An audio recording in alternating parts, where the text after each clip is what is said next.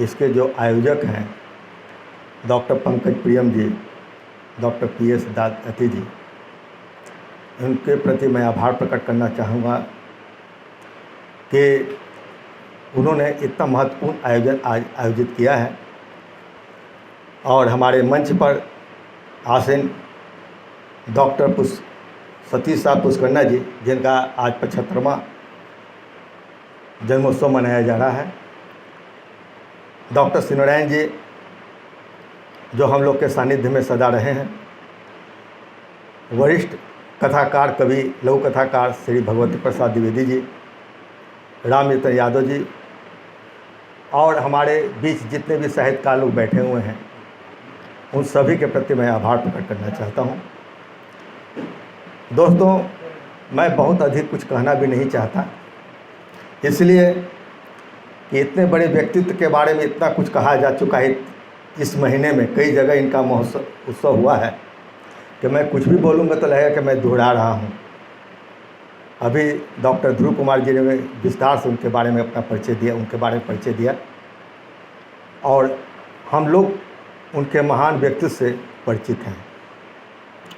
और मैं यह भी बतला दूं कि इस कोरोना काल में, जबकि सब लोग कोरोना से भयभीत होकर अपने अपने घरों में बंद हो गए, लगभग पूरे 1 साल के बाद आज पहली बार मैं घर से बाहर निकला, कोरोना के भय को तोड़कर। और यह डॉक्टर सतीश साहब पुष्करना जी का ही प्यार है, अपनत्व है, जो मुझे यहाँ तक खींच लाया। संभवतः उनके जगह पर आज किसी भी साहित्यकार का पटना में कोई भी उत्सव होता तो शायद मैं नहीं पहुँच पाता। इसलिए मैं उनके प्रति भी बहुत आभार प्रकट करता हूँ कि उन्होंने आज हमें घर की बंदी से निकाल कर यहाँ पर उपस्थित किया। दूसरी बात, इस कोरोना काल में एक और भी उनके सपनों को मैं साकार कर रहा हूँ। उनका बहुत बड़ा सपना था कि बिहार पटना लघु कथा आंदोलन का जो पर्याय रहा है, वह देश में अपनी पहचान खोए नहीं, बनाए रहे, और लोग जाने देश भर में कि लघु कथा का आंदोलन जो शुरू हुआ वह पटना से हुआ। और यहाँ के तमाम कई महत्वपूर्ण लघु कथाकार हैं जिन्होंने इस आंदोलन को आगे बढ़ाने में सहयोग किया, और जिसका नेतृत्व डॉक्टर सतीश साहब पुष्करना जी ने हमेशा किया है, उन्होंने हमारा साथ दिया।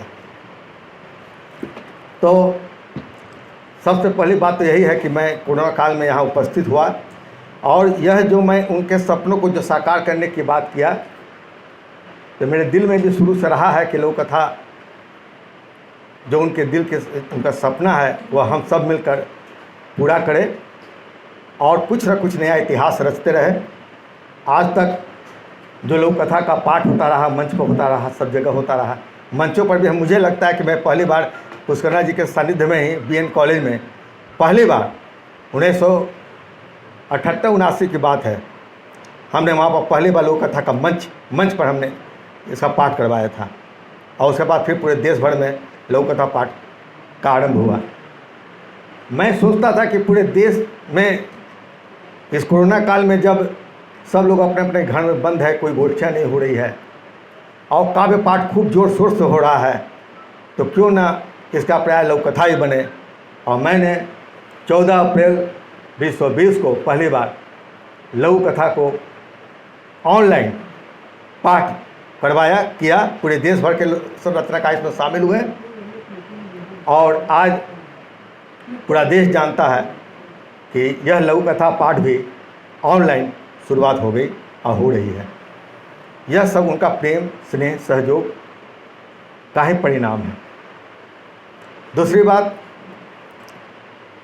जो मैं कहना चाह रहा था, इसके बारे में बहुत कुछ ना कहते हुए, चूँकि लघु कथा का आंदोलन तो बहुत पुराना इतिहास है। जब अखिल भारतीय लघु कथा प्रगतिशील मंच का स्थापना हुई थी और उसमें दास्ता पुष्करना जी ने उसका नेतृत्व संभाला, कई साहित्यकारों ने जुड़ा, हमने भी जुड़ा और हमने उनको साथ दिया।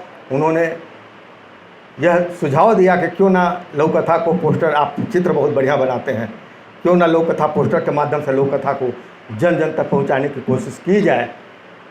मैंने कहा कि बिल्कुल सही बात आपने कहा है, और हमने कहा कि प्रत्येक साल जब भी आप आयोजन करेंगे हम सहयोग करेंगे और लघु कथा पोस्टर प्रदर्शनी का भी हम आयोजन करेंगे। और दोस्तों, आपको जानकर प्रसन्नता होगी कि जब तक इनका आयोजन होता रहा, हमने तमाम व्यवस्थाओं के बावजूद लघु कथा पुस्तक प्रदर्शनी का आयोजन किया। और वह लघु कथा पुस्तक प्रदर्शनी जो गांधी मैदान के पुस्तक मेला में भी लगाई गई। तो यह उनकी प्रेरणा, कोई आदमी कुछ भी करता है तो किसी न किसी की प्रेरणा से, किसी न किसी के प्रोत्साहन से। और चूँकि हमसे उम्र में बहुत बड़े हैं, मैं जब हाफ पैंट पहन के जाता था उनके घर पर, मुझे याद है वो सारी स्मृति ये इसलिए याद आ रही है क्योंकि वो आज पटना से बहुत दूर जा रहे हैं। वास्तव में मैं गमगीन हो गया जब उनका फ़ोन आया कि सिद्धेश्वर जी, मैं 18 या 20 तारीख बोले थे कि मैं जाने वाला हूँ पटना से हमेशा के लिए।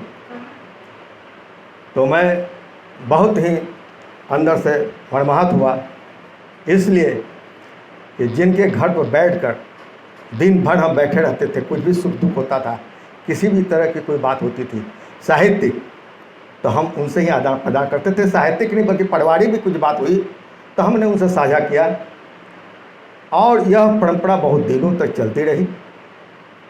आदमीनामा जो बिहार के लोक कथाकारों की पहली पुस्तक है, जिसका संपादन हमने और तस्लीम जी ने किया था, वह भी उनके सहयोग के बिना शायद सफल नहीं हो पाता।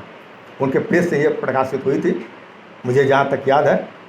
और उसके बाद भी अवसर पत्रिका का भी लोक कथा बेसांग का जो कुछ भी प्रकाशन हुआ, मुझे सतीश सापुस्कन्ना जी का सहयोग इसलिए भी मिला तो वे सदा मुझे छोटे भाई की तरह प्रेम स्नेह सहयोग देते रहे हैं।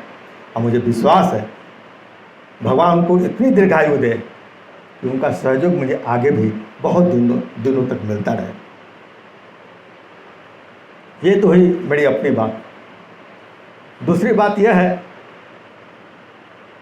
कि व्यक्ति और साहित्यकार, अगर कोई कहेगा कि व्यक्ति और व्यक्तित्व में आप किसी को महत्व देते हैं, तो मैं कहूँगा व्यक्तित्व को, क्योंकि व्यक्ति पूजनीय हो भी सकता है, नहीं भी हो सकता है। जिनका व्यक्तित्व बहुत महान होता है, बहुत ऊंचा होता है, वह सदा अनुकरणीय होता है और ग्रहणीय होता है।